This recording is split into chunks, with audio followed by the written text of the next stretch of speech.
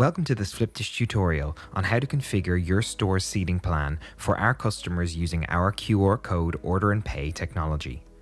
With this functionality, you'll have the ability to configure and set up your store's floor plan straight from the Flipdish portal.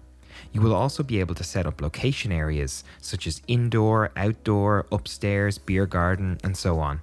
And these options will be visible in the drop-down list when your customers are selecting a table number during their QR code ordering process. Okay, to set up your seating plan, you will first need to go to the Flipdish portal by going to portal.flipdish.com.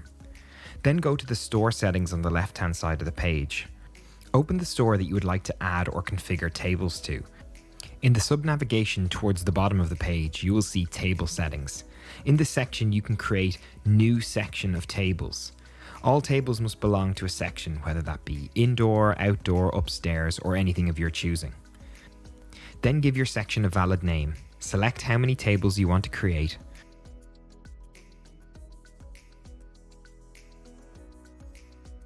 Once a section exists, you can choose to expand it to view its tables.